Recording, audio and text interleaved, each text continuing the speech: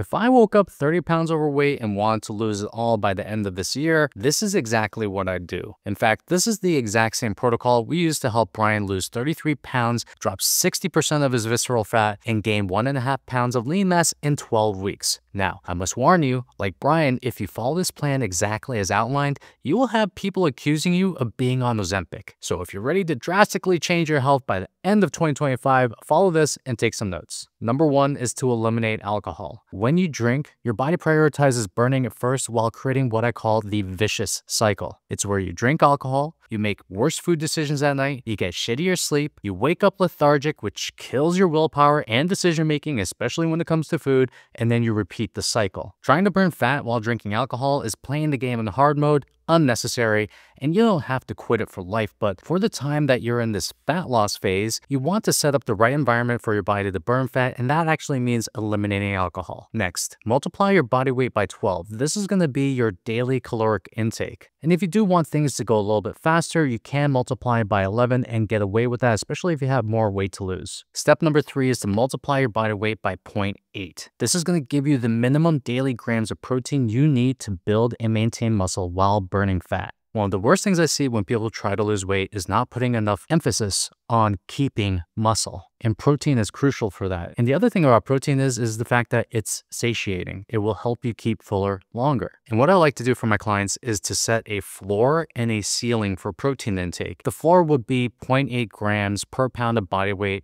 every single day. And if you can get that up to about 1 gram per pound of body weight, then you're giving yourself the best chance at keeping, if not building muscle while you're in a caloric deficit. Now, some people may be wondering, Dan, this is a lot of protein I'm putting into my body. And they're right. For a lot of people, this is going to be a big adaptation from what they were doing before. So I like to find a routine for this. For my client, Brian, he actually found that this was a little bit too much. He wasn't used to taking in this amount of protein. And because protein's so filling, he actually felt super full when he was trying to abide by this. So here's the routine that we use for him. He started off his days by breaking his fast with a protein shake. He actually did 2 scoops of a protein shake, which gave him 50 grams right off the bat. And we actually had him do a teaspoon of psyllium husk flakes. This increases the fiber, which again is going to help him stay fuller. At lunch, we did another 30 to 40 grams of protein. And at night, we wanted to opt for a bigger piece of meat, something like a 300-gram piece of salmon or steak or chicken. And the main thing about protein intake, especially if you're not used to this, is just to find a routine. It's going to feel a little bit difficult at first, but once you get used to it,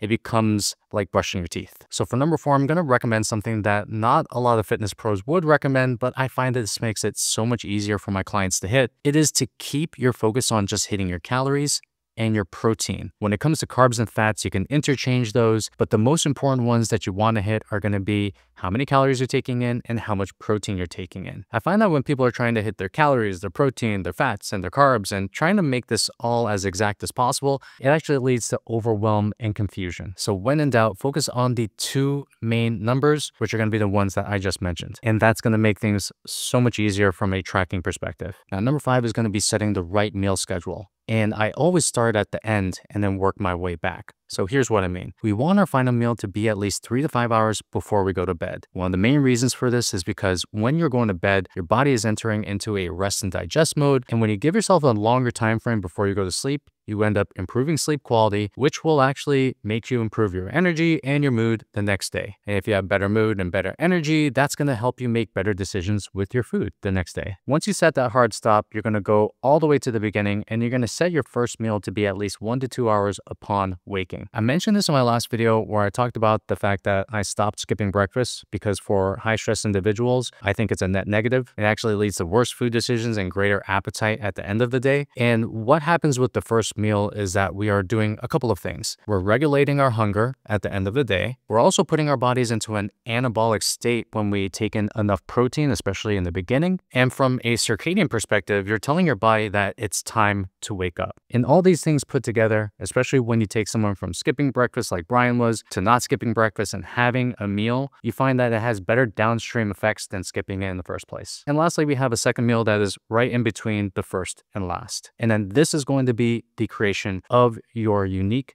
meal schedule. And something you have to understand about eating is that we train our bodies when it's time to be hungry and when it's time to stop eating. So if you want to automate your hunger and control it and tell it when it's supposed to come and when it's not supposed to come, you want to be using a meal schedule. And the funniest thing about this is when we applied a lot of stuff that we're talking about right here, especially the meal schedule, especially when Brian was losing so much weight, he found it to be the easiest thing ever. He wasn't feeling the hunger pangs. He wasn't feeling appetite strains. And the main reason was he was training his hunger to work for him instead of against him. Now, for the next step to build upon the meal schedule that we talked about, you want to be eating a breakfast containing of 40 grams of protein at least. And this is going to help you regulate hunger and appetite later on in the day. And one of the most efficient ways to help you build muscle is to take your body out of catabolism. So when you sleep for 8 hours, you are essentially in a fasting period. And when you break that fast with a high protein meal, you're essentially saying to your body, hey, what's up? It's time to start building muscle. Now, a lot of what I'm talking about is to keep hunger and appetite at bay, especially when you're in a caloric deficit. I think this is one of the reasons why people overeat. Now,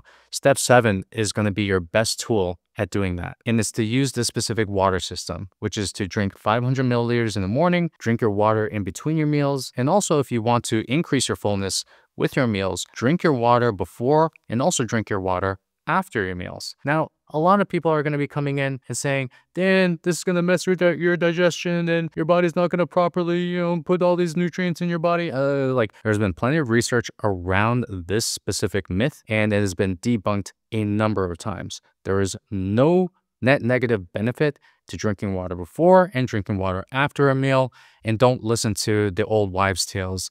It is a good thing. And if you don't believe me, just go on AI, use Perplexity, and just check it for yourself. Now, step 8 is to do 3 strength training workouts a week with 1 day of rest between them. And we are going to be using this workout right here. You can pause this video and you can make sure that you copy this. Now, I won't get into explaining these exercises. They're quite simple, but I will say that you want to give yourself at least 3 minutes of rest between your compound exercises and around 2 minutes of rest for your isolation exercises. And also make sure that you're doing the next step, which is every session that you're at the gym, you're aiming to add 5 pounds or more reps to the exercises that you're doing. This is a simple way of progressively overloading your muscles so you can actually build a little bit of muscle while you are burning fat. Now, step 10 is to make sure you're not keeping your exercises only to the gym. You want to be getting at least 8,000 to 10,000 steps per day. And if you work a desk job, I highly recommend getting an under the desk treadmill and combine this with an app called Whisper Flow. It's one of the best ways that you can get steps in while talking into your computer and telling it to type out exactly the things that you're talking about. Now, one of the best things I like to do is walking meetings.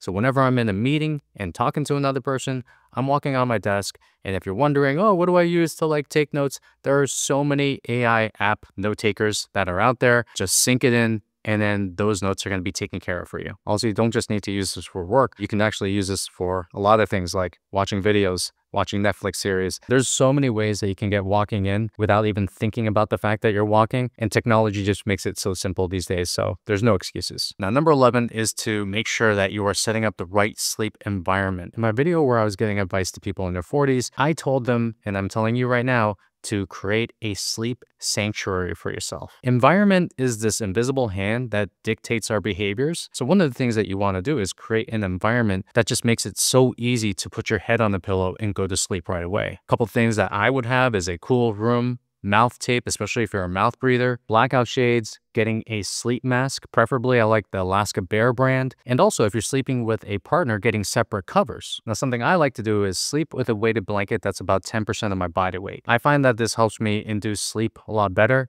But if it's too heavy, it will create anxiety, so be careful with this. And another thing I like to do, which I think is a complete sleep hack, is sleeping naked. I don't know why, but I just feel more comfortable sleeping naked than with underwear on or t-shirt, whatever it is. But again, we all have our sleep preferences. You choose yours. Just make sure you're creating the right sleep sanctuary for yourself that makes sleep evergreen. Now, step 12 is to create a wind down routine. I actually say the wind down routine is more important than the morning routine, because if you have a great wind down routine, it's going to set you up for an incredible day afterwards. And the funny thing about it is the wind down routine starts in the morning. So when you're waking up, you want to get that sun in your face. This is going to turn on your circadian rhythm. And for a lot of people, they're saying get at least 15 minutes. I say just get at least like 5 minutes. Get whatever you can. Especially if you have kids, you might find this a little bit more difficult, especially for me. So after I've gotten my kids ready and I'm going to work, I'm making sure that I'm at least getting like 5 minutes of direct sunlight on my face, on my body. Next, you want to make sure that you're creating the same sleep and wake times. And also some other low-key things is taking a hot bath or a shower to cool down the body, making sure that you are not looking at screens at least 1 hour before bed. And if you are, make sure you're using blue light blockers. Now, low-key, especially if you have kids, you want to create an environment inside of your house that starts to help wind down your entire house by using your lights. Now, you can do this by making sure that you're dimming your lights or using red incandescent light bulbs. You absolutely do not want to be under bright light, especially when you're trying to go to sleep, because this is just going to make it harder for you to go to sleep because you're taking in all this blue light. And the last one is going to be just avoiding stresses and arguments before bed.